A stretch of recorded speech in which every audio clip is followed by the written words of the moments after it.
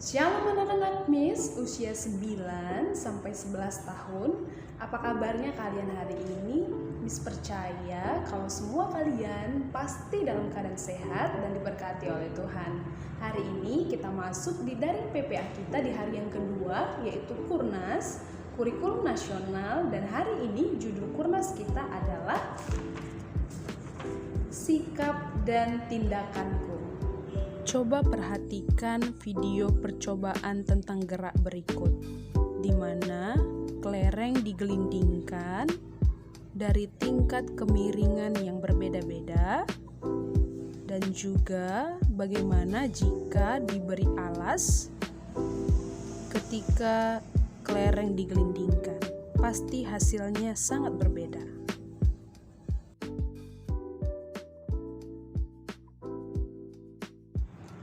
Apabila benda digelindingkan, titik berhenti benda tersebut tergantung kepada bidang permukaan tempat benda tersebut menggelinding dan kemiringan buku. Permukaan kasar seperti rem dapat menahan kecepatan kelereng. Jalan raya jalur cepat itu memang berbahaya. Kendaraan seperti truk, mobil di jalan raya bisa sangat berbahaya. Kendaraan memang memiliki rem, tetapi kendaraan tidak bisa langsung berhenti seketika. Dibutuhkan waktu bagi kendaraan dengan kecepatan tinggi untuk berhenti mendadak.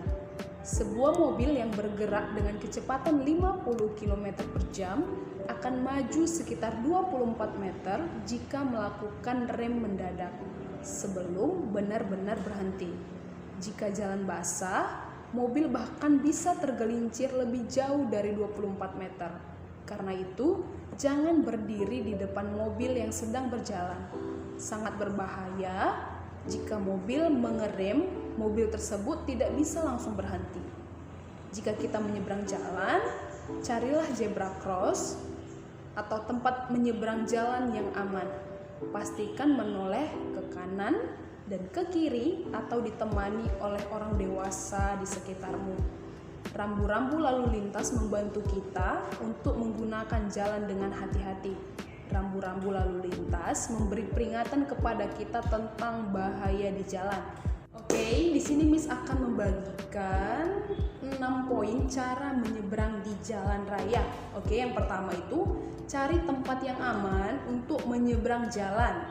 Dan yang kedua, menyeberanglah di jalan yang lurus. Dan yang ketiga, jika ada, gunakanlah zebra cross atau menyeberang di dekat lampu lalu lintas, itu pasti akan lebih aman. Yang keempat, tunggu sampai mobil berhenti sebelum kalian menyeberang jalan.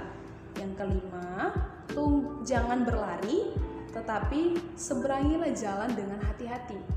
Yang keenam, jangan bermain bola di dekat jalan raya.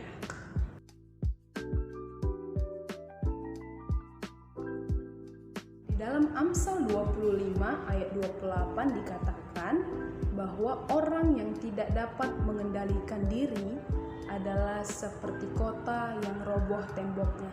Dan sekarang, apakah kita tahu bahwa ada rambu-rambu untuk tindakan kita? Rambu menjadi peringatan apa yang harus kita perhatikan dan mengapa kita harus berhati-hati. Firman dalam Alkitab dapat menjadi rambu-rambu bagi kita.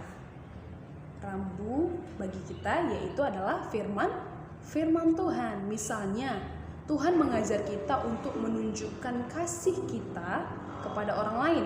Firman mengajar kita untuk kita menunjukkan rasa saling membantu kita kepada orang lain. Apakah dengan berkomentar atau melakukan sesuatu yang menyakiti hati orang lain, misalnya mengejek, itu merupakan tindakan yang menunjukkan kasih dan saling membantu? Apakah mengejek itu merupakan sikap saling mengasihi dan saling membantu? Pastinya bukan ya. Jadi firman Allah mengerem kita untuk tidak melakukan tindakan yang merugikan orang lain. Tapi bagaimana kita bisa direm oleh firman Tuhan jika kita nggak pernah baca firman Tuhan? Jika kita nggak pernah baca yang namanya Alkitab? Ayo jawab.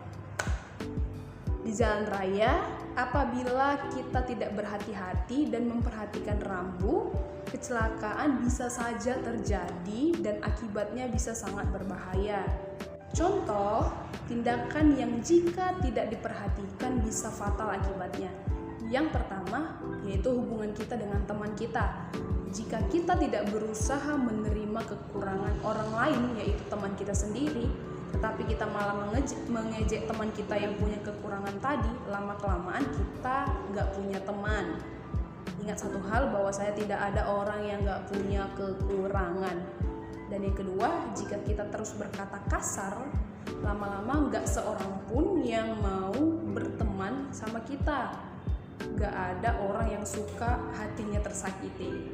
Kemudian hubungan kita dengan Tuhan.